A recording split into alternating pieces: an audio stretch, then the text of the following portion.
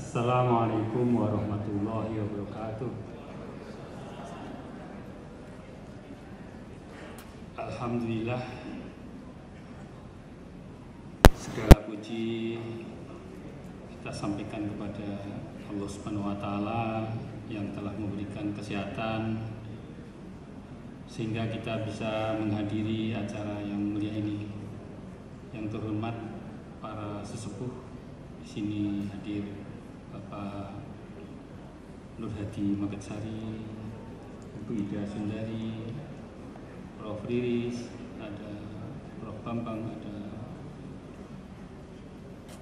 Prof. Ketut, tentu juga pimpinan Fakultas Ilmu Pengetahuan Budaya, Bapak Dekan, Bapak Bundan, Bapak Wakil Dekan, para tamu yang kita muliakan, para dosen, para dekan. Alhamdulillah kita bisa hadir pada pagi yang mulia ini, yang nanti akan dilanjutkan dengan bakar batu ya, bakar batu, bakar tuna ya, dan itu saya kira asik ya. Nah, saya mohon waktunya tidak lama ini karena sekarang ini seharusnya tidak perlu lama ya. Ini cuma beberapa menit saja karena beberapa lembar. Para hadirin rahimakumullah yang saya muliakan, ini saya padukan antara tausiah dan kajian kecil ya terhadap sebuah fenomena kehidupan berbangsa dan bernegara. Saya beri judul melestarikan budaya memaafkan.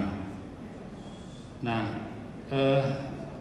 memaafkan di bulan atau di hari Id ya, atau hari-hari Id itu sudah menjadi sebuah budaya yang luar biasa di Indonesia yang mungkin di dunia ini sulit dicari bandingannya.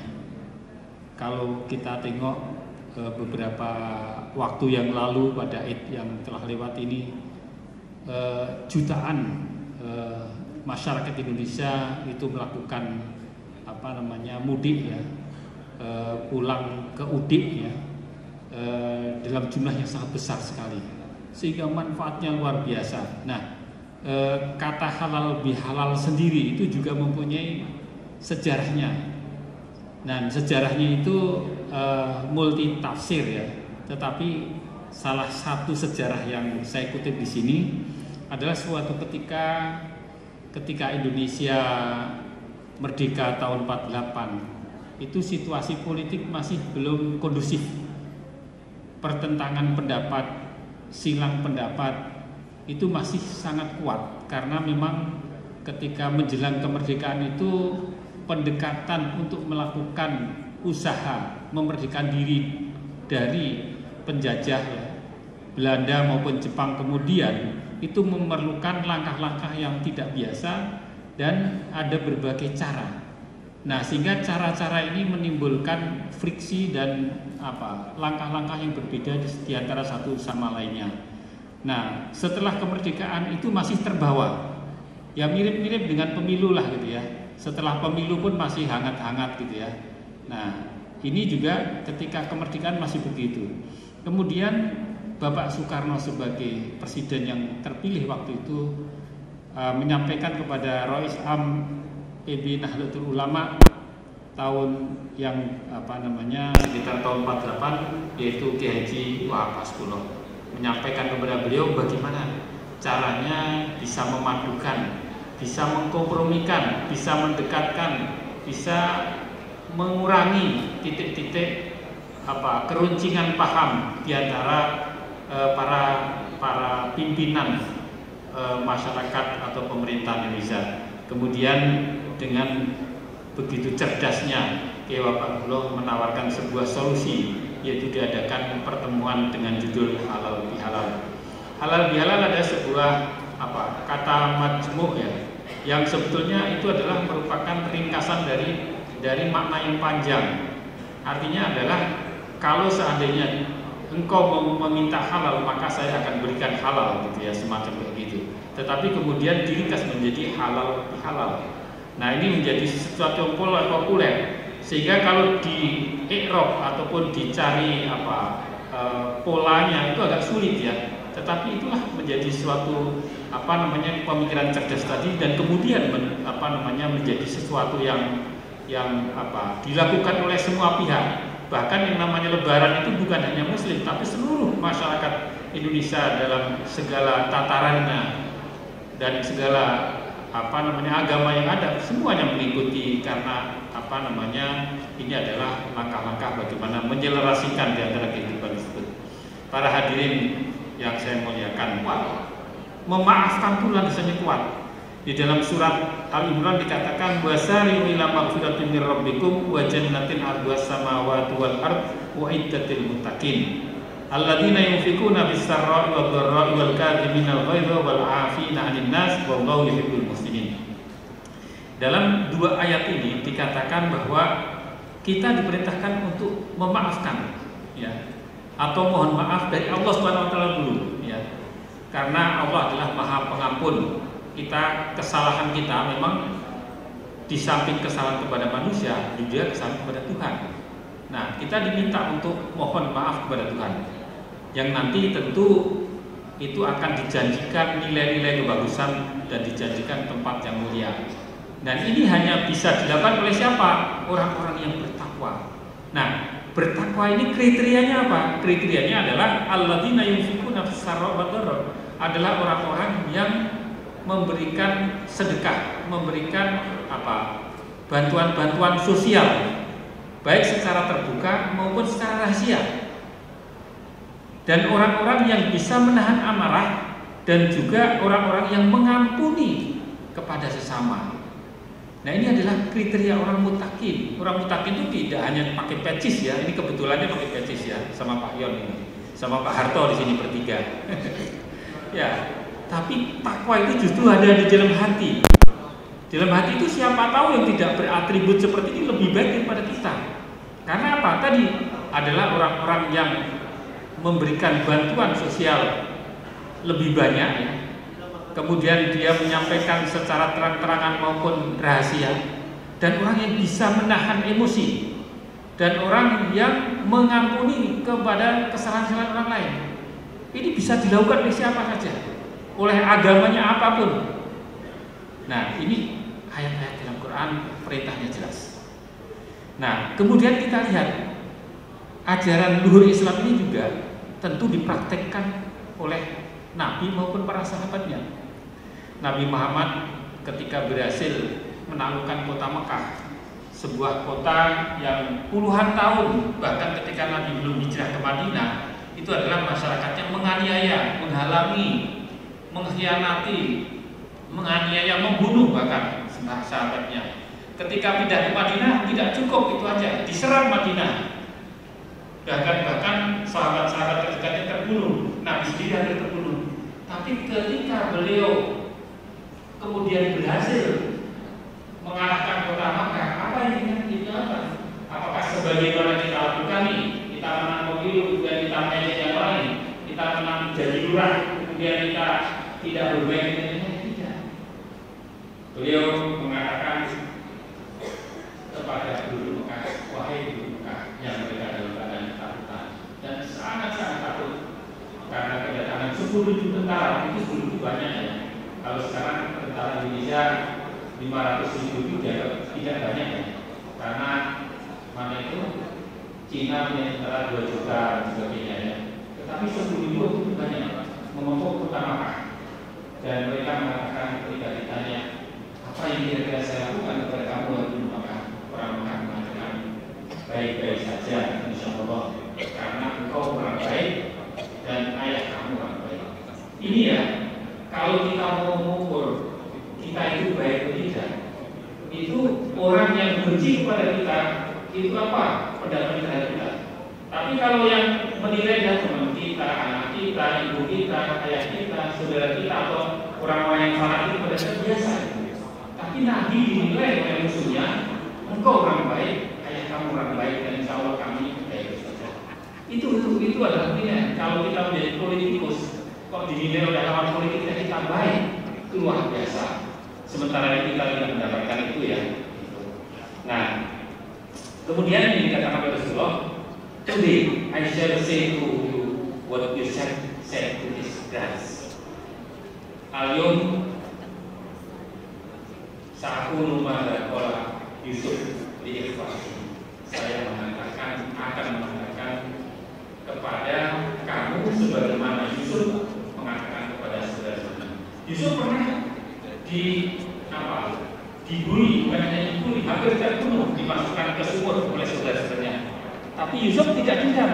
Bahkan ketika kemudian Yusuf sebagai menjadi pembesar Mesir dan saudara-saudara kemudian itu mendatanginya, dia mengatakan, kamu semuanya saudaraku, saya tidak akan mengambil apa-apa. Ini yang dikatakan oleh Nabi.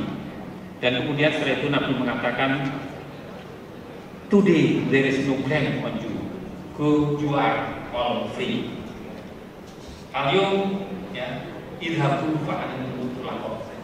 Pergilah semuanya kamu bebas. Ini adalah nilai-nilai Islam yang tinggi harus kita tinggi. Dan pengampunan ini kemungkinan ya, kita tidak bisa menduga. Ini yang menjadi alasan kenapa kemudian seluruh penduduk Mekah itu masuk Islam kali ini. Bukan karena pedang, bukan karena kekerasan, bukan karena paksaan. Para hadirin yang saya muliakan, memaafkan juga dilakukan oleh para sahabatnya. Ketika Umar bin Khattab, ini cerita ini dimuat di buku Ibnu Khaldun, yaitu sebuah buku yang fenomenal yang dianggap sebagai tokoh peletak dasar ilmu sosial. Mukadimah ini terdiri dalam sebuah buku 600 halaman.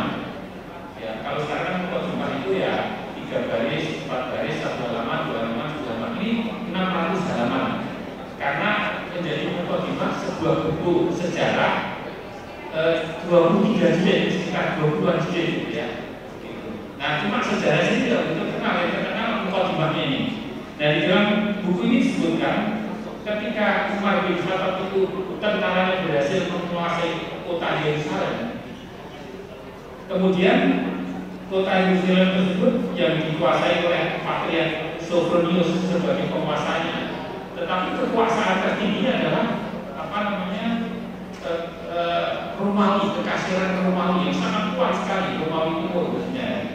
Nah, Patriark ini tidak mau menyerahkan kekuasaan kepada umat Islam kecuali harus kepada pimpinan satunya, yaitu Umar bin Khattab. Lalu Umar bin Khattab datang, jaraknya jauh. Kalau dari Madinah ke Yerusalem itu sekitar 2000 kilo. Dan 2000 kilo itu naik unta ya, paling cepat naik unta. Ya, kalau sekarang ya ada bus ya, di sana juga ada kereta cepat, bisa cepat. Tapi dulu naik unta. Ya, berapa hari tentu berhari-hari. Setelah sampai sana, beliau diterima di dalam gereja. Jadi nggak masalah kita masuk gereja, berunding, bermusyawarah, bersilaturahmi nggak masalah. Itu Umar bin Khattab di dalam gereja Kiamat atau disebut dengan Church of Holy Sepulchre, yaitu makam kudus, gereja makam kudus. Saya pernah datang di dalam gereja ini dan saya masuk di dalamnya. Nah, itu kemudian berunding segala macam. Datang waktu sholat, Umar bin Khattab izin keluar sholat. Ya. Setelah masuk ditanya oleh sang patriark, ya baginda, ini kan raja itu sebutannya khalifah. Ya baginda, mengapa Anda sholat di luar padahal kami mengizinkan Anda untuk sholat di dalam gereja? Jadi apa jawabannya Umar bin Khattab? Beliau menjawab, kalau saya sholat di dalam gereja, saya khawatir pengikut saya nanti akan merubuhkan gereja dan mengubahnya jadi masjid. Jadi tidak harus, dan sebelumnya sunnah Nabi, sunnah para anbiya, sunnah sahabat itu tidak ada sejarah mengubah gereja menjadi masjid. Dan sholat di masjid di dalam gereja pun boleh. Umar mengatakan tidak boleh ya. Beliau mengatakan saya tidak mau kalau sholat di dalam ini karena saya khawatir nanti pengikut saya akan mengubah menjadi gereja dan merubuhkannya. Ini clear ya. Ini bisa dilihat di mukadimah Ibnu Khaldun. Para hadirin rahimahullah. Kemudian ini juga bukan dikira ketika menaklukkan kota Yerusalem itu mudah. Ya kalau mudah mungkin bisa mudah, mungkin nggak selesai mudah. Itu dikepung sampai 6 bulan penuh. 6 bulan penuh karena memang tentara Romawi masih sangat kuat sekali waktu itu di dunia itu waktu itu yang terkuat di dunia ya Romawi, belum ada yang lain. Ya kalau sekarang Amerika gitu ya, itu artinya usaha yang besar ketika menang tidak harus kemudian habis-habisan. Ya biasanya kan kalau usahanya keras kemudian dia kemarau gitu kan. Ya kemarau itu apa? Kemarau. Nah itu enggak, jauh kan? Ya. Para hadirin rahimakumullah. Kemudian selanjutnya saya mencoba untuk menarik ke Indonesia nih, ya. Kan kita di dunia Indonesia bukan di dunia lain. Sehingga saya beri subjudul tafsir budaya memaafkan dalam berbangsa dan bernegara. Mengapa tafsir? Mungkin orang bisa berbeda pendapat, ya, sehingga saya mengajukan tafsir, gitu ya. Nah, juga saya akan menafsirkan beberapa tokoh, ya, kepala negara, tetapi kepala negara yang sudah meninggal. Nah, mengapa? Alasannya ada dua. Yang pertama, kita itu diperintahkan oleh agama untuk tidak mengotak-atik dan tidak menyebut-nyebut nilai buruk orang meninggal, sehingga yang kita sebut nilai-nilai baiknya saja. Yang kedua, kalau kita menyebut atau menceritakan yang sudah meninggal ya sudah. Tapi kalau yang masih hidup, ya saya khawatir nanti ketika ini mendukung siapa gitu, padahal tidak juga. Ya. Nah, para hadirin rahimakumullah, sebetulnya bangsa kita ini itu mempunyai nilai harmoni dan memaafkan yang luar biasa, dan ini harus kita lestarikan. Ini tidak dimiliki oleh bangsa lain. Kalau kita lihat bangsa Arab, ya, bangsa Arab contoh saja, atau mungkin di wilayah lain, itu yang namanya kekuasaan itu dipertahankan habis-habisan. Kalau belum terbunuh dia sendiri mungkin tidak akan turun. Nah ini di negara tidak. Ini harus kita buka dan harus kita lestarikan, harus kita sampaikan kepada keturunan kita. Karena kekuasaan bukan segala-galanya. Para hadirin rahimakumullah, coba kita lihat. Pada zaman Soekarno dan Presiden Soekarno terdesak oleh Bapak Soeharto karena Bapak Soeharto itu membuka surat perintah 11 Maret dan sudah mulai menangkapi para menteri. Sebetulnya banyak loyalis Soekarno yang mendukung perintah. Perintah itu apa? Untuk melawan. Sebagaimana kita ketahui dari sejarah, angkatan udara, angkatan laut, bahkan angkatan darat pun terpecah. Masih bisa kalau dia mungkin akan berdarah. Bangsa ini disampaikan oleh Poe Cutak di dalam memoirnya, dan dikatakan pula Soekarno tidak keluarnya perintah karena khawatir terjadinya perpecahan bangsa dan pertumpahan darah di antara anak bangsa. Yang kedua, ketika terjadi demonstrasi besar-besaran 18 Mei 98, ada kejadian Trisakti, ada kejadian gedung parlemen diduduki oleh demonstrasi para mahasiswa dan lainnya, maka Pak Harto menyampaikan pengunduran dirinya. Pada pidato pengunduran dirinya, Pak Harto menyampaikan bahwa beliau sangat memperhatikan dinamika politik waktu itu dan memahami itu tentang reformasi masyarakat, sehingga sudah disiapkan sebuah kabinet baru. Tetapi kabinet itu juga banyak yang mengundurkan diri sehingga tidak mungkin untuk melanjutkannya, sehingga Bapak Soeharto menyatakan diri untuk lengser ke Prabowo pada tanggal 21 Mei 1998 dan minta B.J. Habibie untuk melanjutkan seperti Presiden Mandataris ketika 1998. Pada saat itu besar Bapak Soeharto, namun keputusan yang berani dan mau mengambil atau kembali kepada hati nurani serta menuju pada budaya memaafkan perlu diapresiasi. Karena keutuhan dan kedamaian bangsa yang diutamakan itu yang utama. Sebab jika kita perhatikan di beberapa negara yang saya sampaikan tadi, bahkan juga di beberapa negara Myanmar, kemudian di Sudan sedang perang, ya. Kemudian juga di Syria. Syria itu adalah seorang penguasa akan dituruti oleh rakyatnya, tidak mau turun. Hancur itu. Sekarang beberapa kota tinggal puing-puing saja. lebih hancur daripada apa namanya Gaza. Ya, karena perebutan kekuasaan tersebut, tapi itu tidak bisa dikonsumsi. Dan yang ketiga dari tempat yaitu ketika Habibie dengan begitu apa namanya pemikiran demokratisnya mau melakukan pemilihan umum secara terbuka dan jurdil, dan dia juga tidak ikut apa namanya ikut mencalonkan diri pada tahun 1999 tersebut, sehingga seorang tokoh itu apa namanya hidupnya atau menyebut Habibie sebagai seorang demokrat sejati.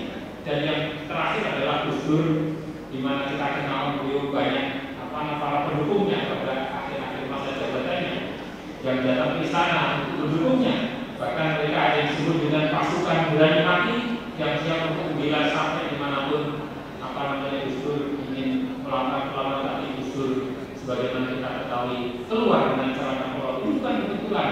Memang di dalam ceritanya ada beberapa cerita yang menyatakan sebetulnya dia sudah keluar pakai celana dengan rapi, kemudian masuk lagi ketika mau keluar mau ambil celana, kemudian apa namanya jalan nyasar kemudian. Tapi itu menurut saya yang benar adalah memang sengaja untuk menunjukkan bagaimana bahwa dia keluar dalam kondisi tidak resmi sebagai presiden, sebagai manusia biasa, sudah menyatakan diri mundur dari presiden walaupun tidak dinyatakan secara eksplisit. Untuk apa? Untuk menerangkan para pengikutnya yang masih panas, sehingga yang terjadi adalah para pengikutnya bisa demo atau bisa hadir dengan tertib dan membubarkan diri. Hadirin yang saya muliakan, sebagai bentuk memaafkan adalah sebuah langkah besar dan hanya dapat dilakukan oleh para pemberani. Alhamdulillah kami bersyukuri bahwa bangsa ini memiliki para pemimpin yang berbudi luhur, pemaaf. Memaafkan adalah sebuah langkah penting menuju kehidupan yang harmoni, selaras. Harmoni berarti memiliki pola integrasi, yaitu usaha untuk mempertemukan berbagai perbedaan yang ada dalam masyarakat, yang kemudian perbedaan tersebut bisa dicari solusinya. Cara berpindah dan selalu harmoni menjadi tonggak persatuan dan kesatuan yang harus kita agungkan di negeri yang majemuni, negeri dengan ribuan pulau, ratusan suku, bahasa dan beragam agama. Terima kasih.